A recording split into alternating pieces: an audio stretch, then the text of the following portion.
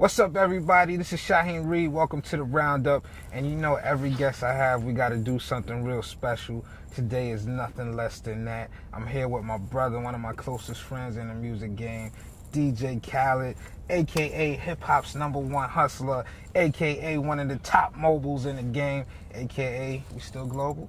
Absolutely. Here we go, man. Absolutely. We in that inner sanctum right now, the back of the back. This is where Khaled has his office. This is where he listens to beats, listens to finished songs. It's a lot going on. Meditation. Meditation? There we go. We bringing you in. We about to talk that talk. Get ready.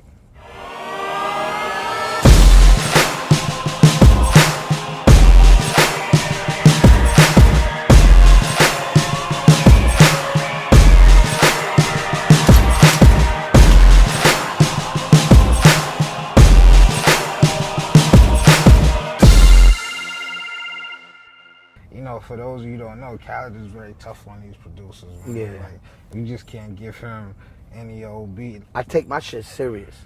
And you should tell by all the records I'm putting out. So if I'm in the studio with another dope producer, I'm like, yo, if they play some of it's dope, it's dope. If it's not, we gotta make one. And if not, we can do better. And what I usually do is I'll play in my catalog. That's what I do. I get with somebody, I'm like, before you play me anything, let me remind you who I am. And I take a good hour and play a bunch of records. Are you ready to play me a record? And 9 out of 10, I'm like, I'll be back. Oh, shit. Or, let's cook. Let's go. And that's what I like.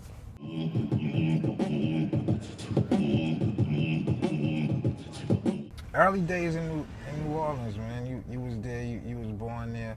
Like, what was you like as a little Khaled running around? And my family, they're hustlers, so they moved me all around the world. You know, we lived in North Carolina, we lived in Dallas, and then I ended up in Florida. I've been in Miami for a good 20 probably like 23 years, maybe even more. You know what I'm saying? So that's what I know. But with New Orleans, I got a chance to always go back. And when I was out there, not as a young Khaled, but as a young man, you know, I was doing House of Blues on one of the hip-hop nights. I was doing 2-Lane Radio with Jeff B on the radio, you know what I'm saying? And while I was doing that, I was already hot in Florida. You know what I'm saying? I just went back there to help my family out and to get me back right financially. What music did your parents play around the house when you was like real little before you was able to make that? Well, my mom and dad, they listen to Arabic music. Yeah. You know what I'm saying? So I got, you know, they always played Arabic music. But I was around, like, you know, becoming a DJ and a producer at that time was, you know, I got to hear, like, Bob James and Isaac Hayes and the Ozzy Brothers and Michael Jackson. And you know, I can keep Sam Cooke and, you know, all these records that we sample, I got to hear that naturally. You know what I'm saying? And when you're a DJ, you really hear music because you're the DJ. So I had all the vinyls, you know what I'm saying, of all these great records. And then, you know, at that time, house music was big too. You know what I'm saying? So house music was vibing in reggae. You know what I'm saying? I was big, heavily influenced in reggae, you know, from Bob Marley to Buju Banton to Barris Hammond. You know, all that was in me. So I had reggae, hip hop, and soul in me. And it was so important for my ears. What was your introduction into becoming a DJ? When I started getting the love of DJing was back in the days, man. Like, I used to be the kid on the block where I always had the cassette tapes and always had the vinyl, and I didn't start DJing yet, but I always had the music. So anybody that had a house party, I would still play the music. It was from a cassette tape. Then I finally bought one turntable. Then it became 2 turntables, and I just got in the love for it and just started rocking with it, and I became one of the best in the world. Like, did you learn on your own, or you had somebody? No, I learned on my own, but my brother Nasty, he was like one of the best in Florida, like ripping it, the best scratch, and always made some dope tapes, and we became a crew. You know what I'm saying? And so we inspired each other, and then from there, I just took it to another level and started putting music out and albums out, and became a DJ / artist, then / executive. this, when I was DJ, I was producing beats too at that time too. So, it's hip hop. What was it like stepping out on your own? The first album, it was Terror Squad presents DJ Khaled, and you kind of stepped out on your own with that one. I mean, well, Joe is my brother for life, you know what I'm saying? And Terror Squad is a family for life. It's just growth, you know what I'm saying? I've always wanted to build my own label, my own brand, and that's when We The Best became. And, Joe's one of the people that supported me from day one and believed in me. I mean, I ended up getting We The Best music group, end up putting myself out, you know what I'm saying? Mm-hmm. Myself as the first artist of We The Best is me, you know what I'm saying? And we won with that.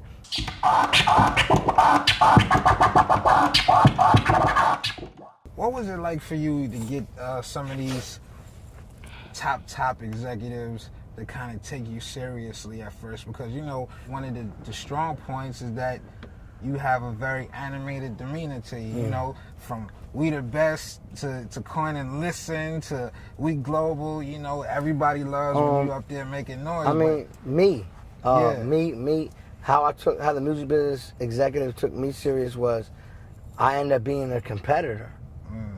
I ended up putting out hit records, end up selling a lot of records, you know what I'm saying? I end up being on the top of the charts. So every day if you're an executive like myself, every morning my assistant brings me the charts, the sales. I'm black and white. And for the last 7 years, you see DJ Khaled. Right. So my name has been in that. And then not only that, I am an A&R. You know what I'm saying? When I say A&R, every great executive is a great A&R. What comes with being an A&R, man? Because that's one of the roles that people overlook right now.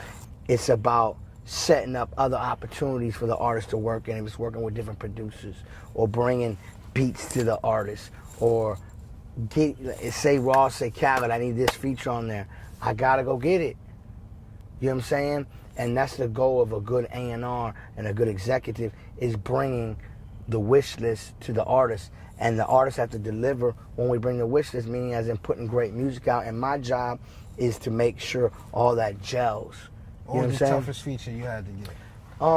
The hardest one was the Freemason. Oh, the because Freemason.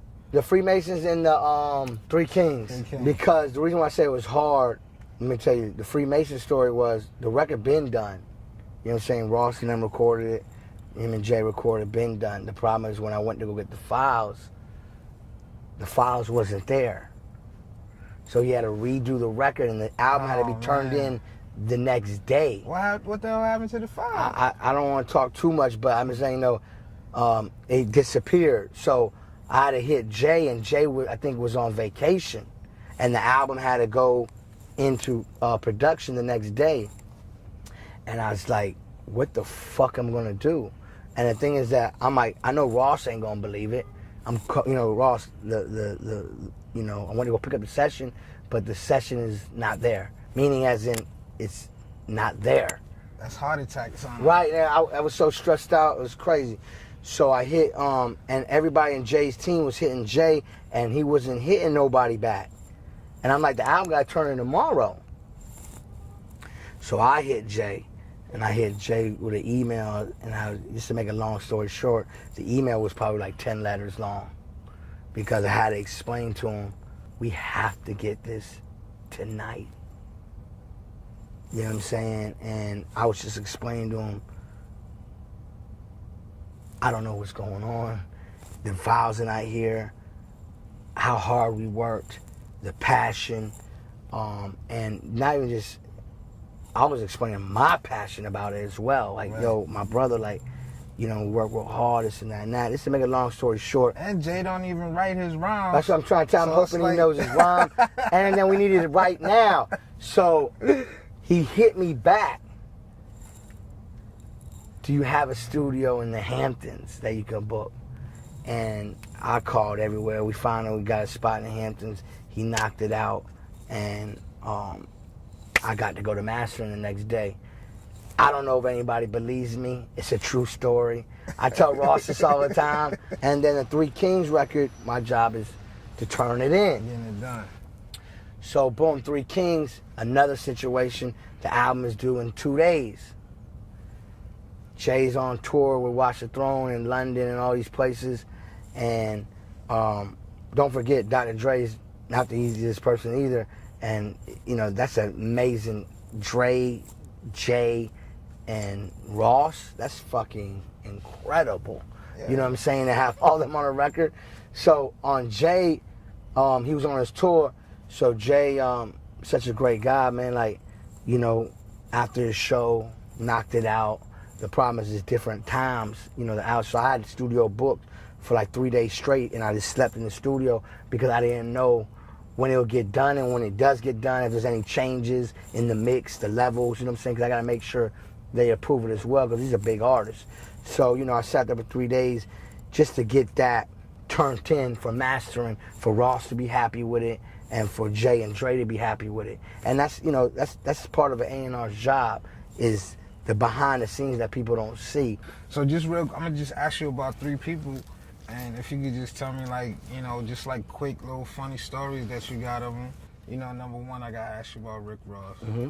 Rick Ross, probably one of my best friends. I don't know if he remembers it, but I remember it. When we shot the video for We Taking Over, you know, there was a scene that me and him was driving the convertible Bentley or Phantom, whatever it was. Okay. Like, we reenacted what Biggie and Puff did and Hypnotized, and we was driving, you know what I'm saying, but it was me and Ross.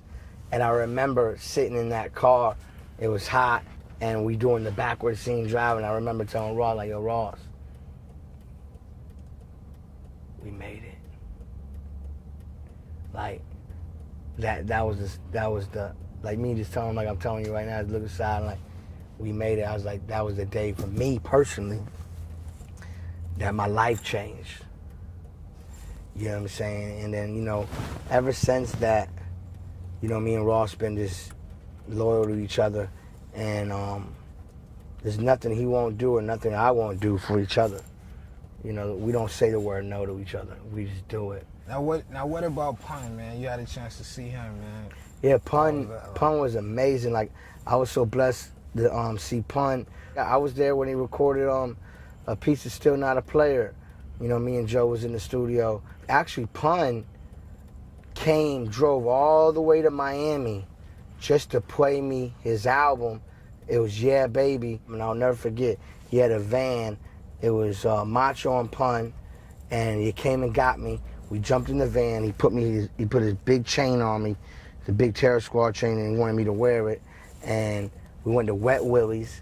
We got some Wet Willie drinks and sat there in the front and played the album in the van. He wanted me to hear it. He just drove all the way to Miami for me to hear it and left. Crazy. And I remember... And left? Listen. Wow. Last one I gotta ask you about is Kanye. Kanye's like my friend, and I love working with him because he's the type of person that will start freestyling the record. Mm-hmm. You know what I'm saying? Right there to you, like, this is what we go, you know what I'm saying? And if I come with an idea, he'd be freestyling or throw a beat on, and then, you know, he always will challenge anything. The shit could be sounding the most amazing thing ever. He'll still challenge it. And that's what I like about him. So Kanye, I just respect his passion, because I got passion too for the music, and I go hard, and I respect what he do. And me and him is just cool, and he's always kept it real with me from day one. He don't be doing features, he do them for me. You know what I'm saying? And videos and too. Video. Right? He don't do videos, he do it for me. And that's what you call a friend. Kanye, thank you.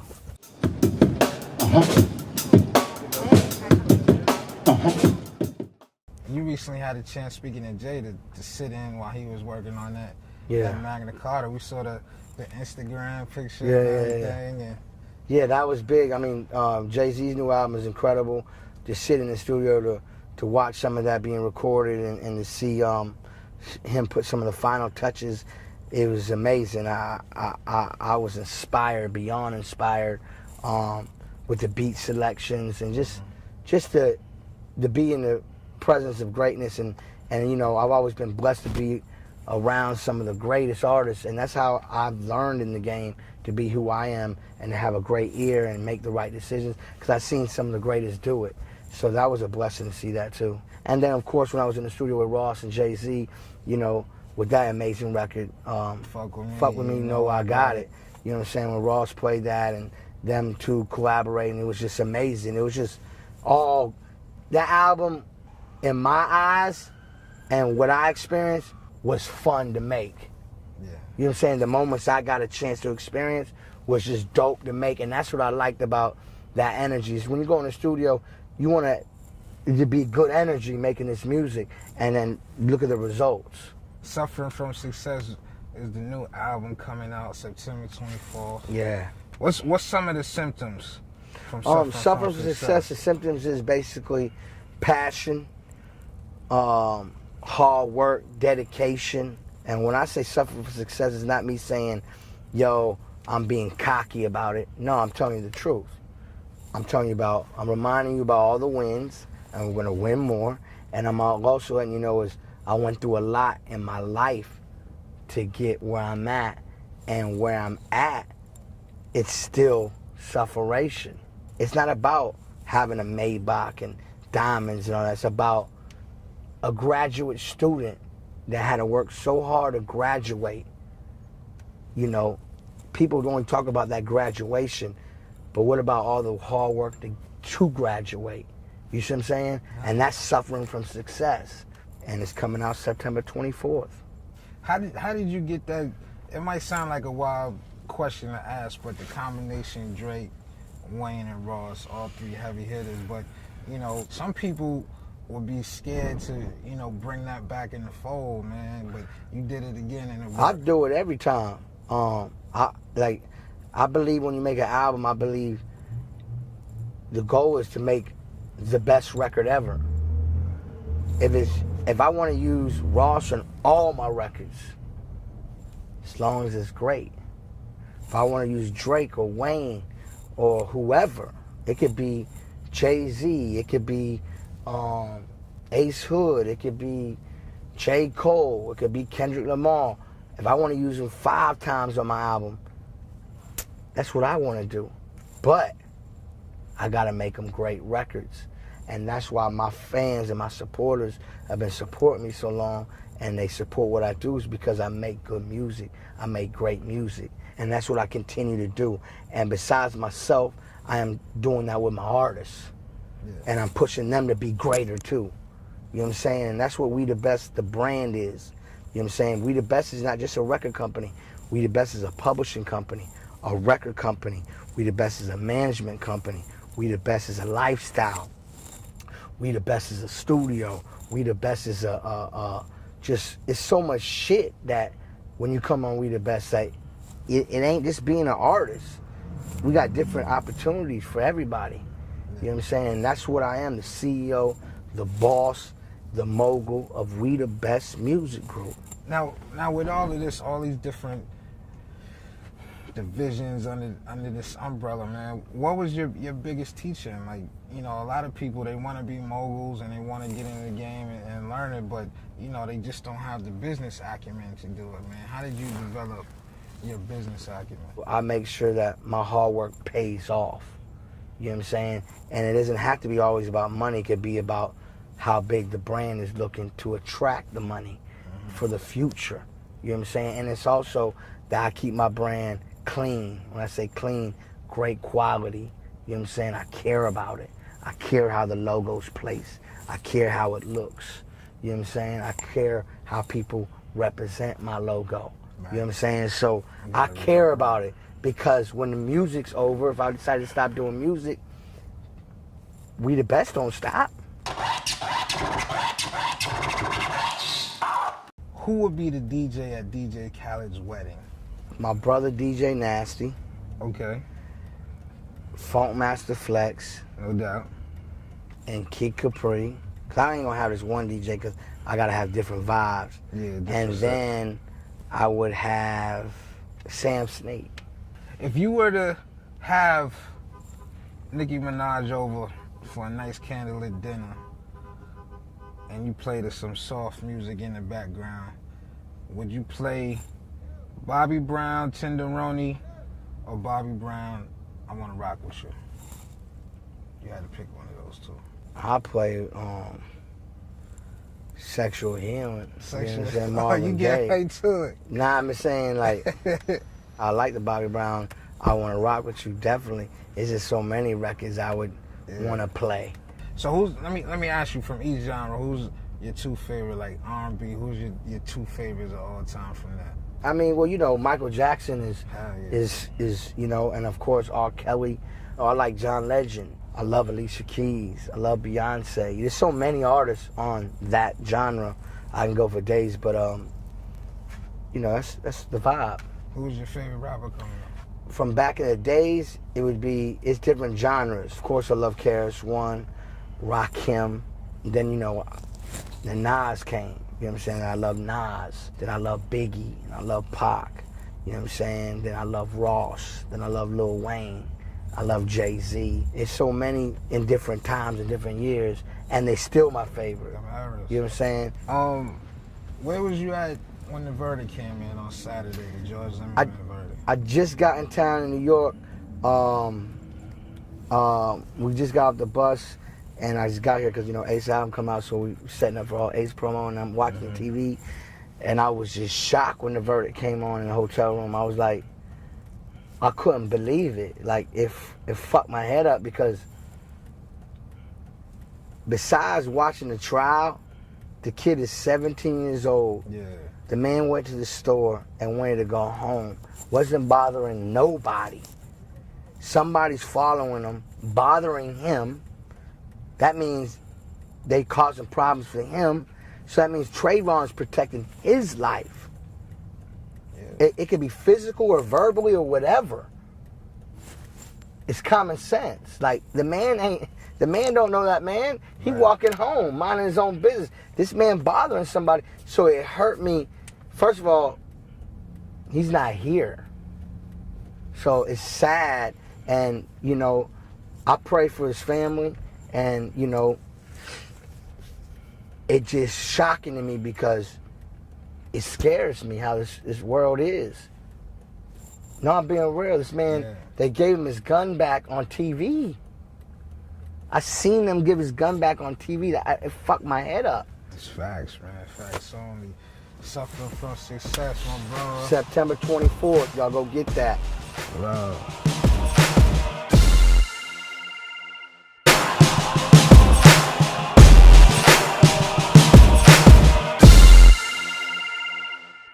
You know, for those of you who don't know, Khaled is very tough on these producers, man. Yeah. Like, you just can't give him any old beat. I take my shit serious. And you should tell by all the records I'm putting out. So if I'm in the studio with another dope producer, I'm like, yo, if they play some of it's dope, it's dope. If it's, let's cook. Let's go. And that's what I like.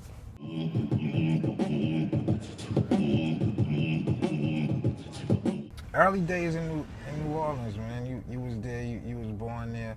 Like, what was you like as a little Khaled running around? My family, they're hustlers, so they moved me all around the world. You know, we lived in North Carolina, we lived in Dallas, and then I end up in the flip back. This is where Khaled has his office. This is where he listens to beats, listens to finished songs. It's a lot going on. Meditation. There we go. We bringing you in. We about to talk that talk. Get ready.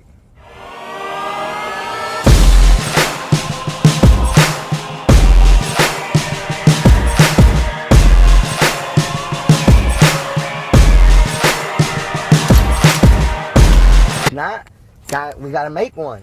And if not, we can do better. And what I usually do is I'll play in my catalog. That's what I do. I get with somebody, I'm like, before you play me anything, let me remind you who I am. And I take a good hour and play a bunch of records. Are you ready to play me a record? And 9 out of 10, I'm like, I'll be back.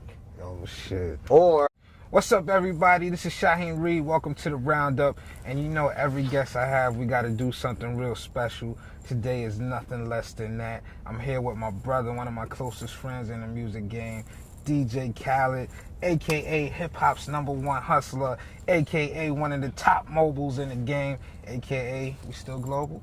absolutely. Here we go, man. Absolutely. We in that inner sanctum right now, the back of